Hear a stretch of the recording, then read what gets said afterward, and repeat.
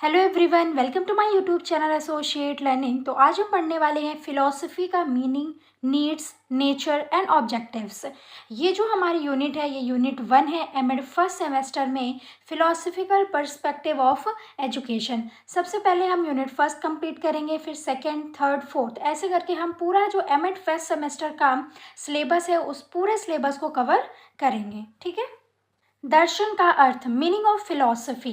दर्शन शास्त्र की उत्पत्ति ग्रीक शब्दों फिलो और सोफिया से हुई है। तो जो हमारा दर्शन शास्त्र है उसकी जो उत्पत्ति है वो किस भाषा से हुई है? ग्रीक भाषा से। और वो दो शब्द कौन से हैं? फिलो और सोफिया। ठीक है, फिलोसफिया, यानी ऐसे हम बोल सकते हैं कि फिलोसफिया से हुई है। जो दो शब्द हैं फिलो और सोफिया, जिसका मतलब है प्रेम और ज्ञान। फिलो का मतलब है प्रेम और सोफिया का मतलब है ज्ञान। ठीक है, इसलिए दर्शन शास्त्र का मतलब है ज्ञान के प्रेम या बुद्धि का ज्ञान की खोज के लिए प्यार। ठीक है, दर्शन शब्द का अर्थ ज्ञान का प्रेम है। व्यापक अर्थ में दर्शन एक ऐसी गतिविधि है जिसे लोग तब करते हैं जब वे अपने बारे में, जिस दुनिया में वे रहते हैं और एक दूसरे के साथ अपने संबंधों के बारे में मौलिक सत्य को समझने की कोशिश करते हैं। तब हम क्या यूज करते हैं? दर्शन को, फिलॉसफी को। ठीक है, नेक्स्ट पॉइंट है, एक अकादमिक अनुशासन के रूप में दर्शन भी काफ़ी हद तक ऐसा ही है। जो लोग दर्शन का अध्ययन करते हैं वे जीवन के सबसे बुनियादी सवालों के जवाब पूछने, उत्तर देने और उनके लिए बहस करने में हमेशा लगे रहते हैं। इस तरह के प्रयास को और अधिक व्यवस्थित बनाने के लिए अकादमिक दर्शन को पारंपरिक रूप से अध्ययन के प्रमुख क्षेत्रों में विभाजित किया जाता है। ठीक है, तो जो हमारा दर्शन है वो क्या है? ज्ञान का प्रेम। तो हमने देखा कि जो दर्शन है, जो फिलॉसफी है, उसके जो मीनिंग है उसके बारे में हमने देखा। अब हम देखेंगे विभिन्न दार्शनिकों द्वारा दर्शन शास्त्र की जो परिभाषाएं हैं, उन्होंने क्या क्या बोला है दर्शन के बारे में, वो देखेंगे। सबसे पहले अरस्तु के अनुसार दार्शनिक अन्वेषण अलौकिक पदार्थ की वास्तविक प्रकृति को समझने का प्रयास करता है। ठीक है, जैसे कि लेविसन ने कहा है, लेविसन ने क्या कहा है? दर्शन मानसिक गतिविधि है। ठीक है, जो लेविसन है उन्होंने बोला है कि जो फिलॉसफी है वो क्या है? एक मेंटल गतिविधि है, एक मेंटल प्रोसेस है। ओके, नेक्स्ट हमारे हैं कार्ल मार्क्स ने कहा है दर्शन दुनिया को बदलने के लिए उसकी व्याख्या है। हम फिलॉसफी से क्या कर सकते हैं? दुनिया में बदलाव कर सकते हैं, और जो दर्शन है उसी बदलाव की परिभाषा है, उसकी व्याख्या है। ठीक है, हेगल ने कहा है दर्शन वह है जो अपने युग को विचार में समाहित करता है। नेक्स्ट है इमैनुअल कांट के अनुसार दर्शन की परिभाषा है ज्ञान का विज्ञान और आलोचना। तो आपको इसमें से जो भी डेफिनेशन लर्न हो जाए आप वो अपने एग्ज़ाम में लिख दीजिएगा, क्योंकि जो आपका फर्स्ट सेमेस्टर का एग्ज़ाम होता है वो डिस्क्रिप्टिव होता है, उसमें आपको लिखना होता है। तो अगर आपसे पूछा है मीनिंग ऑफ फिलॉसफी बताइए, तो आप उसमें अगर एक दो डेफिनेशन ऐड करेंगे, या किसी भी चीज़ में दर्शन के पेपर में आप कोई भी आंसर राइट कर रहे हैं, तो अगर आप उसमें एक दो डेफिनेशन ऐड करेंगे तो वो इफेक्टिव बन जाता है, जिससे आपके मार्क्स भी इम्प्रूव होंगे। ठीक है, नेक्स्ट हम देखेंगे दर्शन शास्त्र की प्रकृति। दर्शन विचार की सभी शाखाओं से संबंधित है। दर्शन की प्रकृति निम्नलिखित है। फर्स्ट पॉइंट है, दर्शन शास्त्र अस्तित्व, ज्ञान, सत्य और नैतिकता से जुड़े मौलिक सवालों का अध्ययन करता है। नेक्स्ट पॉइंट है, दर्शन शास्त्र इतिहास की चौड़ाई से लेकर आज तक के दार्शनिक विचारों की जांच करता है। दर्शन शास्त्र को सभी विज्ञानों का माँ कहा जाता है। इम्पॉर्टेंट पॉइंट है, और जो हमारी नेचर है वो पेपर में ज़रूर आता है, चाहे आप बीएड का पेपर दे रहे हो, आप एमएड का पेपर दे रहे हो, या फिर जिस भी सब्जेक्ट में फिलॉसफी सब्जेक्ट आता है उसमें दर्शन की प्रकृति जरूर पूछी जाती है। नेक्स्ट पॉइंट है, दर्शन की महत्वपूर्ण चिंता ईश्वर से निपटना है। यह ईश्वर के अस्तित्व, उनकी प्रकृति, उनकी गतिविधियों की पद्धति की संभावनाओं का पता लगाने का प्रयास करता है। नेक्स्ट पॉइंट है, दर्शन का सर्वाधिक महत्वपूर्ण चर्चा का विषय ज्ञान है। यह आंतरिक व बाह्य ज्ञान पर चर्चा करता है। ठीक है, आंतरिक यानी जो हमारे अंदर ज्ञान है, और जो बाहर ज्ञान है, उन सभी की चर्चा दर्शन करता है। नेक्स्ट पॉइंट है, दर्शन की प्रमुख चिंता जीवन है। दर्शन मानता है कि ब्रह्मांड में कुछ भी जीवन से परे नहीं है तथा जीवन में कुछ भी दर्शन से परे नहीं है। यानी कि दर्शन मानता क्या है, ब्रह्मांड में कुछ भी जीवन से परे नहीं है और जीवन में कुछ भी दर्शन से परे नहीं है। आप इस बात को गहराई से समझने की कोशिश करिएगा। इसके अतिरिक्त दर्शन जीवन की आलोचना व व्याख्या है। यह मानव जीवन की प्रकृति, अर्थ, उद्देश्य, उत्पत्ति एवं नियति की खोज करता है। इंपॉर्टेंट पॉइंट है ये, ठीक है। नेक्स्ट पॉइंट है, दर्शन का मुख्य साधन तर्क है। तार्किक होने के नाते यह बिना तर्क के कुछ भी मानना नहीं चाहता। तार्किक विश्लेषण एवं संश्लेषण इसकी तर्क संगत विधियां हैं। जब तक दर्शन क्या नहीं कर लेता, लॉजिकल थिंकिंग नहीं कर लेता, तार्किक विश्लेषण नहीं करता, वो किसी भी चीज को सत्य नहीं मानता, ठीक है। नेक्स्ट पॉइंट है, वैज्ञानिक पद्धति से निपटने के कारण विज्ञान के आधार पर दर्शन में सब कुछ पद्धतिगत है, ठीक है। नेक्स्ट पॉइंट है, दर्शन शास्त्र मनोविज्ञान के साथ घनिष्ठ रूप से संबंधित है। यह मनोविज्ञान के कार्यों का खुलासा करने के लिए प्रयास करता है। नेक्स्ट पॉइंट है, ब्रह्मांड के रहस्यों को दर्शन में महत्व दिया जाता है क्योंकि वे दर्शन के लिए हर समय आने वाले प्रश्न हैं, ठीक है। दर्शन और साहित्य एक दूसरे के साथ निकटता से जुड़े हैं। दर्शन अक्सर साहित्य कार्यों के माध्यम से प्रकट होता है। दर्शन और साहित्य क्या है, एक दूसरे के साथ चलते हैं या फिर एक दूसरे के निकटतम जुड़े हुए हैं। दर्शन भी पशु और पौधों के जीवन से संबंधित है। नेक्स्ट पॉइंट है, दर्शन शास्त्र भी विज्ञान से संबंधित है। यह विज्ञान की उत्पत्ति, विज्ञान के तरीकों को बदलने की संभावना का पता लगाने का प्रयास करता है। होप आपको समझ में आ रहा होगा। ये सभी पॉइंट आप अपने एग्जाम में लिख सकते हैं। नेक्स्ट हम देखेंगे शिक्षा दर्शन का अर्थ एवं परिभाषा। अभी हमने देखा कि फिलॉसफी का मीनिंग क्या होता है। अब हम देखेंगे फिलॉसफी ऑफ एजुकेशन के बारे में, ठीक है। इस संसार में आत्मा, परमात्मा, जीव जगत, ज्ञान, अज्ञान, करणीय तथा अकरणीय कर्मों आदि के संबंध में दार्शनिकों को अपने मत हैं। दर्शन शास्त्र में इन विभिन्न मतों का वर्णन होता है। उनके अध्ययन से हम इस ब्रह्मांड और उसमें मानव जीवन का क्या महत्व है इससे परिचित होते हैं और उसके आधार पर मनुष्य जीवन के अंतिम उद्देश्य को निश्चित करते हैं। इस उद्देश्य की प्राप्ति हम शिक्षा के द्वारा करते हैं। तो जिस भी चीज़ की हमें प्राप्ति करनी है तो हम किसके द्वारा करते हैं, शिक्षा के द्वारा। शिक्षा हमें उस ओर अग्रसर करने में मदद करता है। प्राय सभी दार्शनिकों ने इस पर प्रकाश डाला है कि यथा उद्देश्यों की प्राप्ति के लिए शिक्षा का स्वरूप क्या होना चाहिए। यानी कि अगर हम किसी चीज़ की प्राप्ति करना चाहते हैं तो शिक्षा का जो रूप है वो कैसा होना चाहिए। यही कारण है कि दर्शन में शिक्षा दर्शन का विकास हुआ है। इसी कारण से दर्शन में शिक्षा दर्शन का विकास हुआ, यानी फिलॉसफी में एजुकेशन ऑफ फिलॉसफी का विकास हुआ है। दूसरी तरफ शिक्षा शास्त्री भी जब शिक्षा की समस्याओं का हल ढूंढते हैं तो उन्हें पहले दर्शन पर निर्भर करना पड़ता है। जब शिक्षा शास्त्री शैक्षिक समस्याओं के प्रति जागरूक होते हैं और उनके समाधान के लिए दर्शन का सहारा लेते हैं तो शिक्षा दर्शन का उदय होता है। नेक्स्ट हम कुछ डेफिनेशंस देखेंगे। स्पेंसर के अनुसार वास्तविक शिक्षा का विधान सच्चा दार्शनिक ही कर सकता। The true education is practicable to a true philosophy, Herbert Spencer, ठीक है।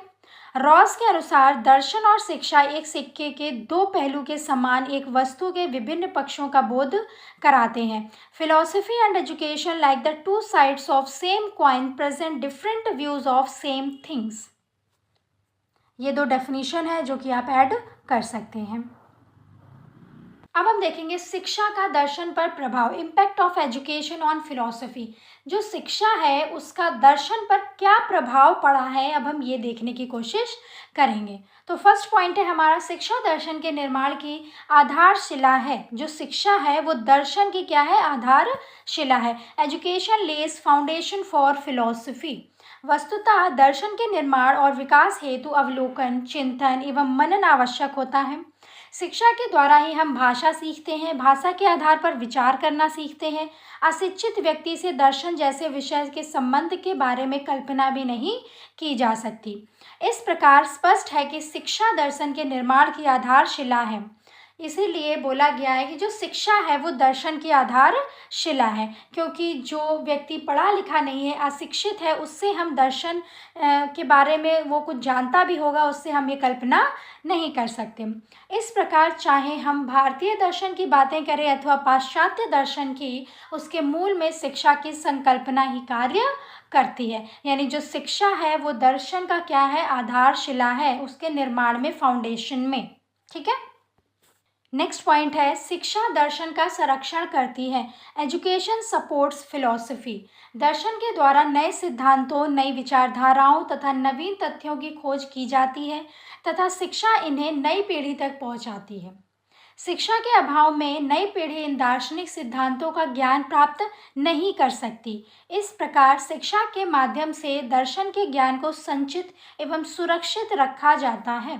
इस प्रकार हम कह सकते हैं कि शिक्षा दर्शन की हर प्रकार से सहायता करती है तथा उसे एक सही राह पर लेकर चलती है। तो जो शिक्षा है वो दर्शन की सहायता करती है, उसको संभालने में, उसको सुरक्षित रखने में, उसको संचित करने में। किसके लिए? नई पीढ़ी के लिए।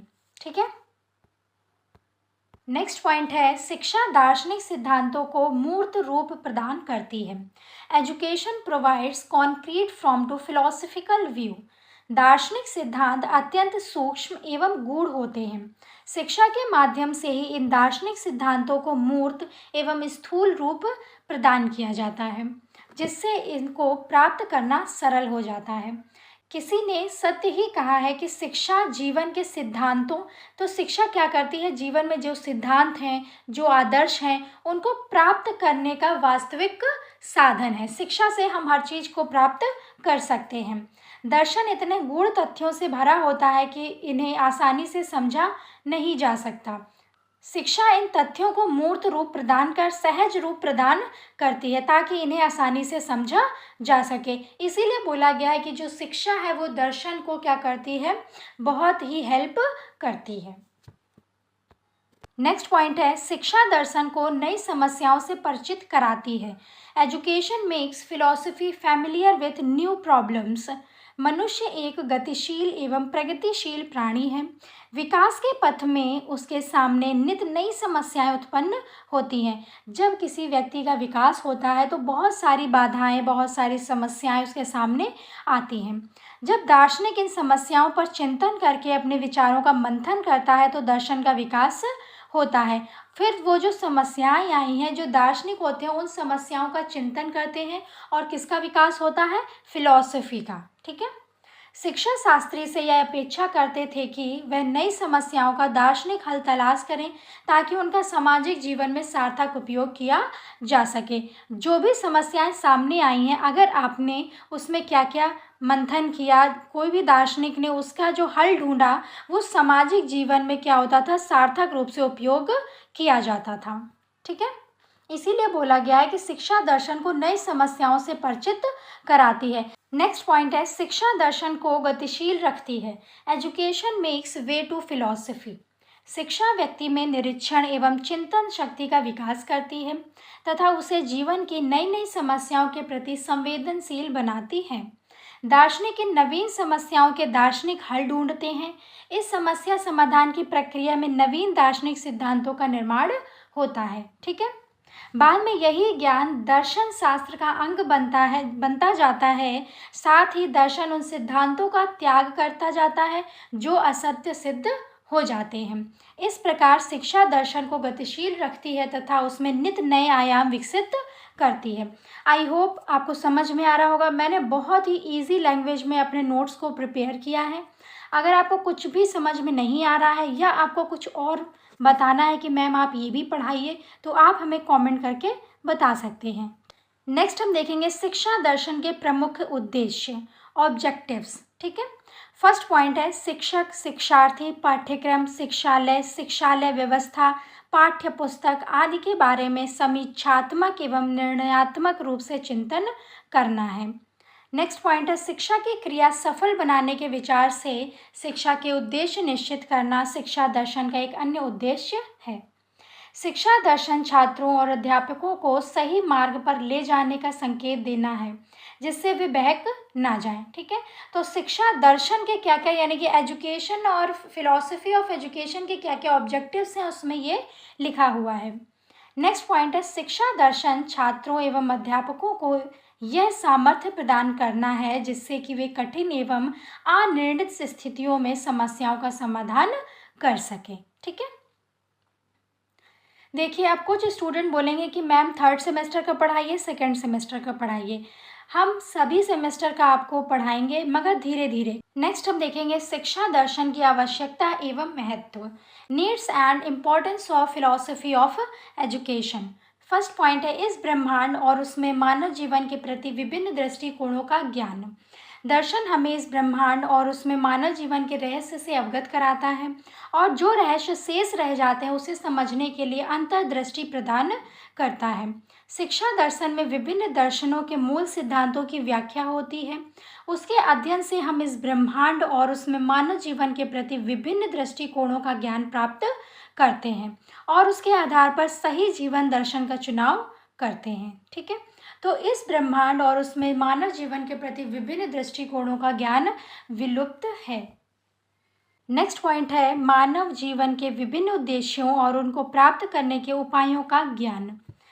शिक्षा दर्शन के अध्ययन से मनुष्य जीवन के स्वरूप और उसके अंतिम उद्देश्यों का विस्तृत ज्ञान प्राप्त करता है कि जो मानव जीवन है उसका अंतिम उद्देश्य क्या है। ठीक है, इस ज्ञान और अपने स्वयं के अनुभव एवं तर्क के आधार पर प्रत्येक अपना एक दृष्टिकोण बनाता है और उसके आधार पर शिक्षा की व्यवस्था करता है। शिक्षा दर्शन के अध्ययन से यह मानव जीवन के विभिन्न उद्देश्यों की प्राप्ति के उपयोगों का भी ज्ञान प्राप्त करता है और उस ज्ञान के आधार पर अपना मार्ग बनाता है। आई होप आपको समझ में आ रहा होगा। मैंने बहुत ही इजी लैंग्वेज ली है इसमें। अगर आपको कोई भी चीज़ ना समझ में आए तो आप कमेंट करके हमें बता सकते हैं। ठीक है, नेक्स्ट पॉइंट है, शिक्षा में संप्रत्यय और उद्देश्यों का ज्ञान। शिक्षा दर्शन में विभिन्न दार्शनिक विचारधाराओं द्वारा निश्चित शिक्षा के संप्रदाय और उसके उद्देश्यों का वर्णन होता है। जिस दर्शन का इस ब्रह्मांड और उसमें मानव जीवन के प्रति जो दृष्टिकोण होता है उसी के अनुसार वह शिक्षा का स्वरूप और उद्देश्य निश्चित करता है। शिक्षा मानव जीवन के उद्देश्यों के प्राप्ति का साधन होती है। शिक्षा क्या होती है कि जो भी मानव उद्देश्य प्राप्त करना चाहता है अपने जीवन में वो प्राप्त कर सकता है और उसका साधन क्या बनती है, उसका साधन हमारी शिक्षा बनती है। इसलिए उसके उद्देश्य वही होते हैं जो मानव जीवन के होते हैं और चूंकि मानव जीवन के उद्देश्यों में भी भिन्नता है, शिक्षा दर्शन के अध्ययन से शिक्षक इन सब उद्देश्यों का ज्ञान प्राप्त करता है और इस ज्ञान के आधार पर अपने जीवन के उद्देश्यों को प्राप्त कर अपनी शिक्षा के उद्देश्यों को समझने में समर्थ होता है। बिना उद्देश्यों के स्पष्ट ज्ञान के वह अपने कार्य में सफल नहीं हो सकता, अतः उसे शिक्षा दर्शन का अध्ययन आवश्यक करना पड़ेगा। तो जो व्यक्ति अपने उद्देश्यों की प्राप्ति करना चाहता है उसको शिक्षा दर्शन का अध्ययन करना आवश्यक है। ठीक है, तो जो भी स्टूडेंट्स नोट्स बनाना चाहें तो वो नोट्स भी बना सकते हैं। ठीक है, मैंने इसमें इतना सफिशिएंट लिखा है कि अगर आप इतना भी पढ़ कर के पेपर देने जाएंगे तो आपके मार्क्स बहुत ही अच्छे आएंगे। नेक्स्ट पॉइंट है, शिक्षा की पाठ्यचर्या संबंधी ज्ञान। शिक्षा दर्शन के अध्ययन से शिक्षक को शिक्षा के विभिन्न उद्देश्यों के ज्ञान के साथ साथ इन उद्देश्यों की प्राप्ति के लिए विभिन्न दार्शनिकों द्वारा निश्चित पाठ्यचर्या का ज्ञान भी प्राप्त होता है। शिक्षा दर्शन के अध्ययन द्वारा शिक्षक पाठ्यक्रम निर्माण के सिद्धांतों से भी परिचित होते हैं और विभिन्न परिस्थितियों में पाठ्यचर्या को नहीं समझा जा सकता और पाठ्यचर्या के वास्तविक रूप को समझे बिना शिक्षा को सही मार्ग पर नहीं चलाया जा सकता। तो हमें क्या करना है कि जो शिक्षा का जो पाठ्यचर्या का वास्तविक रूप है उसको समझना है। ठीक है, जब तक हम शिक्षा के पाठ्यचर्या का वास्तविक रूप नहीं समझ सकते हम शिक्षा को नहीं समझ सकते या शिक्षा के मार्ग पर नहीं चल सकते। इसलिए शिक्षा को सही रूप से आगे बढ़ाने के लिए शिक्षक को इन सब का ज्ञान होना चाहिए और उसे शिक्षा दर्शन का अध्ययन अवश्य करना चाहिए। बार बार यही बोला जा रहा है कि कोई भी शिक्षक है जब तक उसका ज्ञान पूर्ण नहीं होगा जब तक वो शिक्षा दर्शन का ज्ञान प्राप्त नहीं करेगा।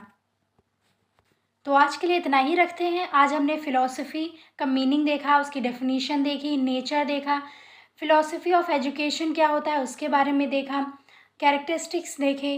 तो अगर आपको वीडियो पसंद आई हो तो वीडियो को लाइक करें, शेयर करें, सब्सक्राइब करें। मिलते हैं नेक्स्ट वीडियो में। Stay connected. Thank you.